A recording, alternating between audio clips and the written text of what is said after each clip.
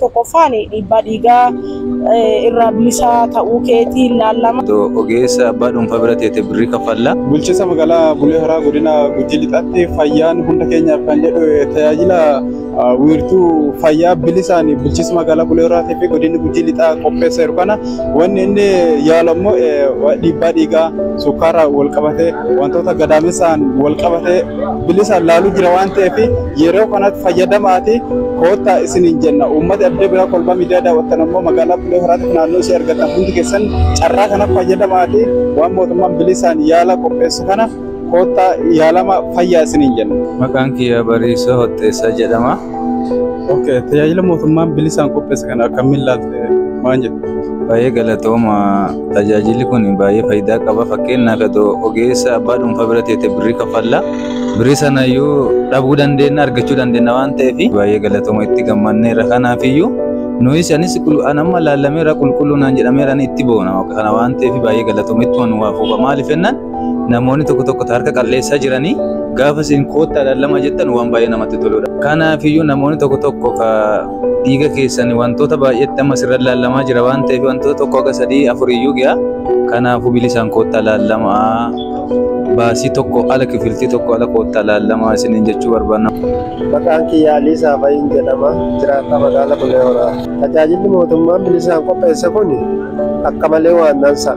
Namni dhukkuba ifi keessatti hin beekne dhukkuba ifi dhaggate adoo dhibeen hamaa isarra hin ga'ini yaala fudhatuu fi isaa barbaachisa waan ta'eef akka malee waan barbaachisu jedhan tajaajilli mootummaan bilisaan jenna.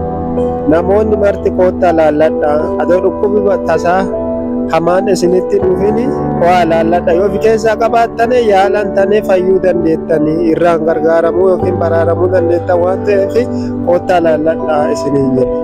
Maqaan kiyya Caaltuu Gumii jedhama. Jiraattu magaalaa Bulee Horaati. Tajaajilli mootummaan bilisaan kennaa jiru kun baay'ee gaarii fi kan namatti tolu yeroo murtaa'aa kana keessatti yeroo dhibeen hammaataa biyya kana keessatti ol ka'ee mul'ataa jiru irratti tajaajila akkanaa kana karaa tolaa fi qulqullina qabuun kaffaltii tokko malee baasii alatti bifa kana mootummaan yaadee tajaajila akkanaa qopheessuu isaatti guddoo gammannee jirra. Nutis kunnee tajaajilamne karaa bilisa ta'een dhiiga kennaa tajaajilli kun kaasitti kennamaa jiru akka ifillee fi tajaajila itti argadheetti tokkoffaan dhiibbaa dhiigaa irraa bilisaa ta'uu keetii ilaalama.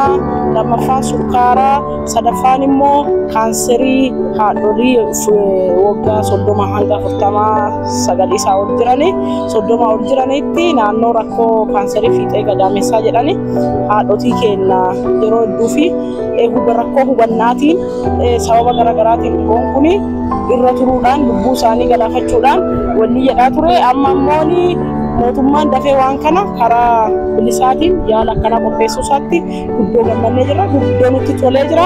Nutis laallamnee jirra. Nutti tolee jira. Namoonni biraas karaa kana dhufanii hubannaan kun babal'atee gara natti dhufanii yoo yaalaman baay'ee gaariidha.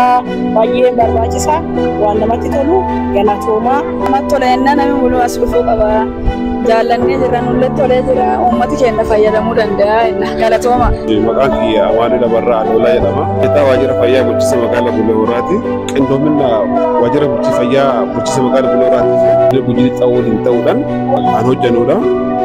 Hojii kun immoo kaatagoorii hojii kana tokkoffaa dhiigaa pireesharii dhiigaa laalla.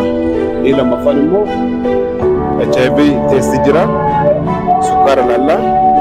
Fi haadhotii umurii isaanii 30 haga 49 ta'an kaanserii fiixee gadaamessaa laalama waan ta'eef haala kanaan warri magaalaa keenya jirtan illee naannoo magaalaa keenya jirtan hundi tajaajila kennamu kana bilisaa tajaajila si'ataadha akka dhuftanii tajaajilamtan dhuftanii tajaajila guddaa argattan waan ta'eef bilisaan argattanii koottaa tajaajilama jennaa.